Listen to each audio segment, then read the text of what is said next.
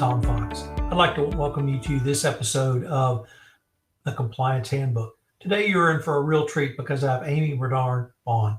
Amii is now an executive coach, strategic consultant, and keynote speaker who specializes in accelerating the success of compliance professionals and legal executives. Amii is well known in the compliance industry, having been Chief Compliance Officer and, more equally importantly, a Chief Human Relationship Officer at companies such as McKesson and Alliance. She has been described by Forbes as one of the top coaches for legal and compliance executives. She earned her law degree from Georgetown University Law Center and a BA in English from Tufts, and is an active member of the California State Bar. She's a fellow at the Harvard Institute of Coaching and a guest lecturer at UC Berkeley. Amii has significant experience in the C-suite, and as I indicated, she's been a former head of HR. So I asked her if she would join me to talk about the chapter in the Compliance Handbook on the role of HR in compliance. It's an interview and podcast I know you will enjoy and get quite a bit out of. Fox, back for another episode of the Compliance Handbook. Today, I'm extraordinarily thrilled to have my friend Amii Barnard-Bahn join me. Amii, first of all, thank you so much for taking the time to visit with me. Absolutely. Thanks for inviting me, Tom. Amii, you're one of the most unique people in the compliance space because of the well-rounded nature of your professional background. And today I want to focus on one part of that, and that's your prior life or prior role as an HR professional. And I think that the HR function and the compliance function are uniquely suited, but perhaps one that is underutilized. So maybe we could start with, why do you see HR as such a critical ally for the compliance function? It's such a critical ally, Tom, because both compliance and HR have responsibility for workplace culture, specifically for building a healthy workplace culture. And we maintain the infrastructure that makes all that possible, both in HR and in compliance. We do it in different ways, but they should be synced up and compatible, so it should fit like hand to glove.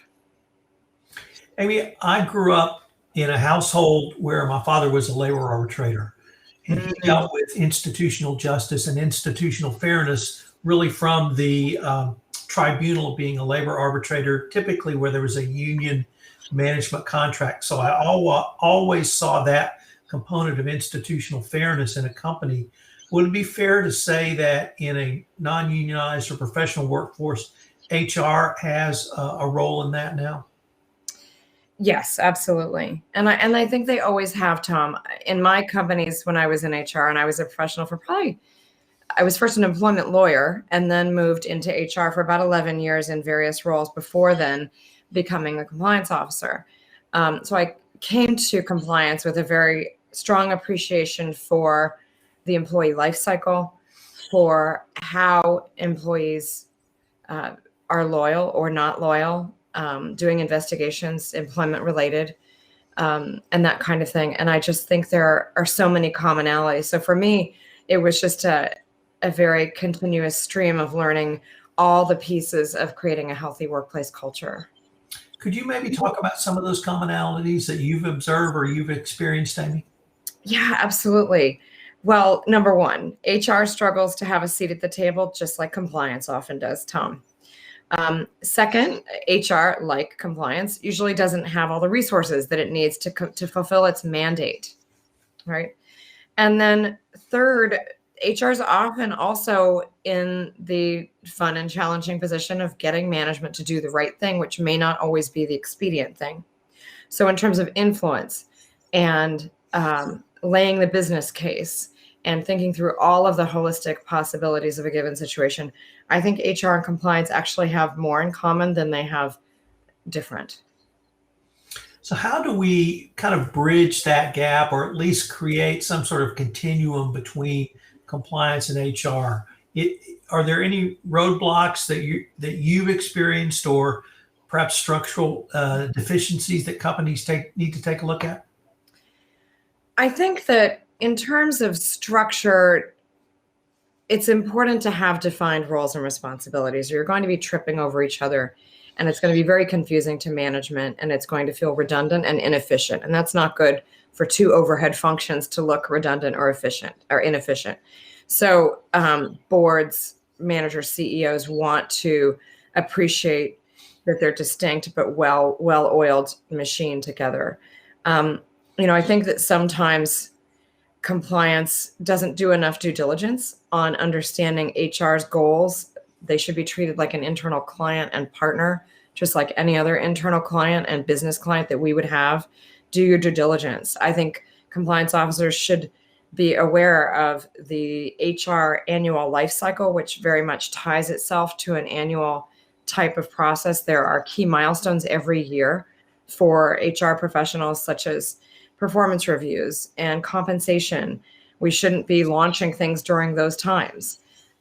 They should be aware of recruitment and how that impacts and where we can help on the recruitment side. In a number of programs, I had ethical questions, and particularly for senior management roles, we had a role in supporting HR in making a really seamless process that integrated what we knew long-term was both in our interests, having a successful, ethical, good leader for the company. And so how do we help support that to reverse engineer the best leaders being hired? Things like that, Tom. Amy, in the 2020 update to the evaluation of corporate compliance programs, the Department of Justice really for the first time talked about the CCO and the compliance function needing to be the holder, or at least the advocate for institutional justice and institutional fairness. As I indicated a little bit earlier, I had seen that previously in in an HR function. Does that requirement from the Department of Justice, would that lead to any turf battles or even ruffled feathers between compliance and HR? Or is there a way for them to work more collaboratively together that you've utilized? Yes, I think it could lead to turf battles. I think that HR considers themselves, and the CEOs generally consider HR to be the keeper of culture. So I think that will need to be negotiated in companies that have established both types of functions, because usually HR usually reports up to a different board of management member than the compliance officer in companies where the compliance officer doesn't report directly to the CEO, right? So in healthcare, the compliance function often is a direct report, but not necessarily so in other organizations that are less highly regulated. And so, like with any stakeholder, I think it's important to get the elephant on the table and talk about it and start to break it down in terms of what's our mandate, what's our mission. I think that HR and compliance, as I shared earlier, have actually quite a shared mission, which is to have a healthy workplace culture where everyone knows what's expected, everyone knows where to go when there's a problem, and third, where people feel comfortable speaking up and raising questions. Those three things are compatible with HR and with compliance. The question is, how do you get there? How's your organization structured? What power and resources do each of the functions have? And where's the overlap? Where could you be tripping over each other? And figuring out who's on first before you need it. In all of my organizations that I've worked in, McKesson, Allianz, I've always had a sit down when I've taken on a new executive role and gotten to know the person, gotten to know their goals and skills so that I can be a good partner and build a good working alliance, Tom, before we get down to brass tacks. And then we get down to brass tacks and we say, okay, this is where I could see there's overlap. This is where I see a gap. What do you think about this? How are things working for you? How can we partner on this? I think this is what I should be doing. I think I own this. What do you think? You'd rather know. I'd rather have someone argue with me up front and say, well, actually, we've been working on that. And we kind of think that's ours. I'd rather talk about that and hash that out than have what I see in some organizations, which is dysfunction on the back end. It's worse when you're already in the middle of investigation. They think it's yours. You think it's yours. That's not good for the company. That's not good for your stakeholders or your clients or your employees feeling that that investigations are being handled promptly, thoroughly, and fairly, right? So you want to hack that out ahead of time. So you used a really interesting word, negotiation, and you expanded on that word really throughout your answer there. Could you talk about some of the soft skills that you've used, or really you try to teach compliance officers to bring to bear in this process where they have an internal negotiation with really an equal partner to try to move forward the goals of both departments? Yeah, I think that as I would advise any of my coaching clients, Tom, people don't listen to you, and they will not be influenced by you unless two things exist. The first is they think that you like them. And the second is they think that they can influence you, that you are open to their influence. This is proven time and time again in behavioral psychology and neuroscience. And so what people need to appreciate is that positional authority, having the title, isn't the way to go. And frankly, it isn't the way of the future workplace. We are in a more and more distributed world where power is distributed. And especially the pandemic has brought that to bear in terms of, to the extent that we could manage by walking around in person or legislate by fiat in companies, that's not going to be the working world as much anymore. It's going to be much more matrixed. And so those influence skills and appreciating that the relationships are actually how work gets done, and it's not just a nice to have, are going to be critical for compliance officers going forward. It always has been, but I think it's going to be even more important. Amy, I've always seen the life cycle of an employment relationship as a great opportunity for a building of culture. And I would start that with pre-employment process, Absolutely. contacting, or when you have your initial conversation with a potential candidate, screening of the candidate, whether you call that due diligence or not, interviews, both a first interview, a second and third round interview. After there's hiring, there's obviously training, there's an opportunity to talk about culture and compliance. There's some type of employment review, whether it's ongoing, annual, quarterly, whatever it may be. There may be a discretionary bonus payment at the end of the year that could have a ethics and compliance component. Are all of those steps, which I see as part of the employment relationship, they lend themselves to either a compliance component or just the building of culture? Yeah, I agree. And I think that the HR plan is almost like a sub plan it should be in the compliance mission, mandate, and structure. You should know when those key elements are happening. Comp review, onboarding. You should be a part of the onboarding process. The ethics brand should be a part that HR is your boots on the ground about, if you will. I've never seen a generation, Tom, that cares more about working for a company that they're proud of and that they feel is doing good work. And so any HR compliance department that isn't thinking about that right now in terms of, Gen Z is going to be missing out. Especially the pandemic, I think, Tom, has led to increased cynicism for companies that are not reaching out, that are not connecting with their employees, that are not doing the right thing. Post Black Lives Matter, post Me Too, employees are really looking, and as soon as they can walk with their feet, they will. I do a lot of public speaking, and I do polling right now. It's because it's all virtual.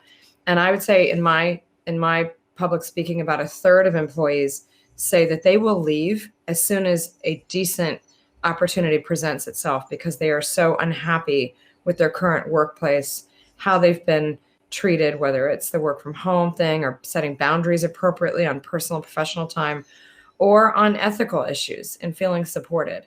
So I think that's really critical. And you raise a very good point about compliance needs to offer a helping hand to HR in the employee life cycle. And you can map that out. You can't do it all at once, depending on where you're starting, but the code of conduct should be at the forefront of employee engagement. Another thing, with recruitment, it should be part of the recruitment kit, right? On the employment application, we always had conflicts of interest embedded in there. Sometimes it took me a year to get the darn thing on there, but I got it on. Do you have any conflict that would you'd rather know up front? Review that before you've hired someone. Boy, is it messy if you've hired somebody afterwards and they're reporting to their aunt or, fill in the blank, right? Not good. So you need to have those conversations. You need to think ahead about, you reverse engineer. What could the problems be? What's the outcome I want? and okay, what are the processes I need and relationships I need to have in place to make this happen? You can't have a policy for everything, right? That's where the relationships and the safety net comes in.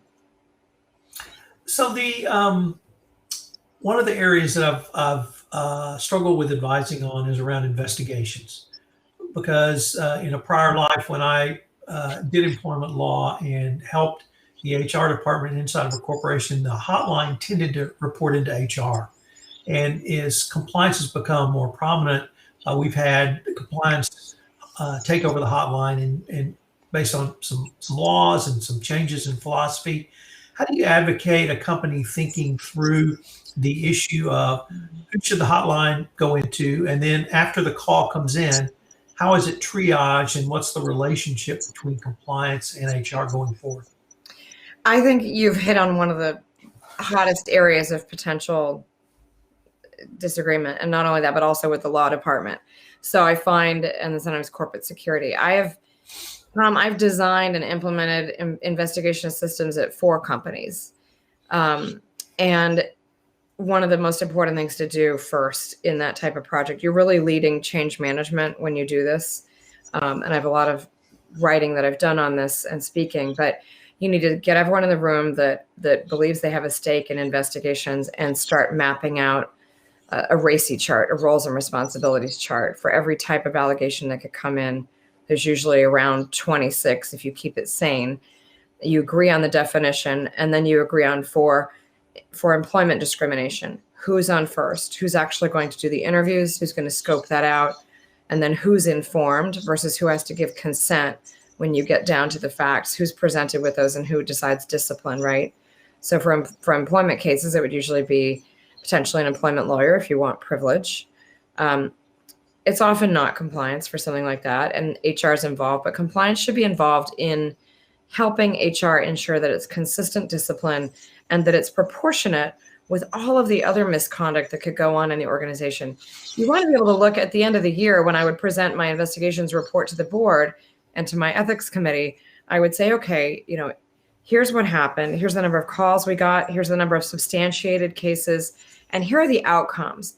And then we would also have transparency, Tom, with our employees around, we de-identify it and try to protect people's privacy. But we wanted employees to know that when they called the hotline, and I prefer to call it the helpline for some other reasons we could talk about, I think it gets more calls. But people need to know that you take action. The number one reason in all surveys I've ever done or seen that people do not call a helpline is because they believe nothing will change, and they're putting their necks on the line and risking their job for nothing. And we know that unfortunately that does occur in some companies. We see it in the news. You and I have covered a lot of those, right? In some of our podcasts. And so HR and compliance need to work together to make sure that there is organizational justice. Well, why should we say helpline instead of hotline? More calls. It's friendlier. It doesn't sound scary. And I know people, particularly in certain cultures, where hotline implies to people, if you look at some of the research from a user experience standpoint, it implies, I know someone did something illegal. I'm under a legal obligation to report it now. You and I both know that's not the case. We want people to come to us when there's a smoking gun, not when there's a huge forest fire. So we want to get the inquiry that might be nothing. Now, I know some CEOs and some heads of HR that are absolutely frustrated with that approach because they think it's a waste of time and it's costly. And I don't mean to say you want to drive everybody to you as kind of forum shopping. I think in the worst case, compliance that I've seen, compliance sets up a helpline and it creates forum shopping and arguing between mom and dad. They get a bad answer from HR, so they go to compliance. That's not going to win friends, and that's not going to get you good support or outcomes. So you don't want that. But you do want to get conflict of interest inquiries when people genuinely aren't sure. You want to get potential fraud when someone sees something that they're not sure about and they don't want to personally get involved, but they want to hand it off to someone who's skilled at doing forensic investigations, that kind of thing. Does that make sense? It does. Let me pick up on another point you raised a little bit earlier. You talked about the social justice movement around Black Lives Matter, certainly diversity and inclusion. And you previously talked about Gen Z. I'd like to also include millennials as part of this question. But what do you see as the role of compliance as either leading that discussion, perhaps jointly working on that discussion with HR, or the role of compliance in matters that really came up literally last summer are going to be with us for a long time going forward? Yeah, it is back to the culture question. It is still, I believe, HR's primary responsibility and should be to handle employment law related disputes, because that is what HR is trained in with employment lawyer support in terms of literally discrimination, harassment based on race, sex, gender, disabilities, and other protected classes. However, compliance can offer to promote the messaging, to be a part of the communication strategy. They should offer to be partnered boots on the ground so that if they hear or see something, they are trained to know what the HR protocols are, and they should help ensure that there's fairness around the response to that. Amy, where do you see the role or the relationship, perhaps is a better word, of HR and compliance into 2025 or even beyond? Yeah, great question. I've been thinking about trends and what we can expect. I think there are a few trends, Tom. One which I would share is a business trend, because I think it's very important for compliance officers and any leaders to think like a business person first. And that's a real shift that has to happen, but it has to happen once you get into the C-suite, and that's that you're seen as a business partner first before you're viewed as your functional area. And we're really seeing the end of competitive advantage in companies, meaning, I build something first, it's great, and I get to sit on that market and just monetize it for 20 to 30 years. The VUCA, volatility and rapid change environment that we are in, mainly driven by technology, but also driven by a global competitive economy, has led to what my Marshall Goldsmith colleague, Rita McGrath, who's a brilliant strategic thinker, you may know her from Columbia, has done a lot of work in this area. And she talks about how we've moved now in companies to an era of exploiting temporary advantage, that we have the spotlight on a particular product or a leverage point temporarily, and we need to leverage that and then move on, because the ability to copy and iterate is so fast. And I think that compliance officers need to be aware of that, because the implications are that product development and companies moving fast means we need to keep up pace with the risk profile, with where we spend our resources, and really being influential and being at the table so that we know what our business strategies are and where we should be investing scarce resources. The second thing I would say is, based on that as well, we need to really look at cutting out bureaucracy. We need to look at our policies, look at our procedures, and move more and more as possible towards a self-service. I've seen some great apps that are coming out around coaching in the moment, around conflicts of interest. There are certain things that can be decision trees that can be as easy as some of the other meditation or other apps that we may have on our phones. Having a chat bot for basic ethics concerns. Of course, there will always need to be human intervention for individual case, but there is some commoditization of compliance that we should be, considering. And then the third is this role that you've so wisely pointed out, Tom, around the supporting role of culture in corporations. I think that, as you've pointed out, compliance is going to be called upon more and more publicly to have a role in culture and in driving that. I just did a guest lecture at Stanford on the ethics of financial engineering, for example, and that was a very embedded course around and multidisciplinary around engineering, ethics, and what we would perhaps call some HR principles. And it is our role to make sure that the rules that are put in place are fair and that they're enforced consistently and that they're communicated well. So I see those as the trends going forward. Amy, unfortunately, we're near the end of our time, but I was wondering if our listeners wanted any more information on yourself or perhaps any of the services that you bring as a consultant. Where could they go look? Thank you. Well, as you know, my goal is to accelerate the success of compliance and legal professionals. I'm highly dedicated to this. So you can visit me at my website, which is barnardbahn.com, BarnardBahn.com. And I've also created a promotability index, which is a free self-assessment tool that's been really popular. And you can get that by texting promote me, all one word, to 22444. And that'll give you a free 82 question assessment that also gives you a lot of insight into where you might want to do your self-development plan. Amy, as always, it's been a great pleasure and a lot of fun visiting with you. And I wanted to thank you again for taking the time to visit with me today. Thanks for inviting me, Tom.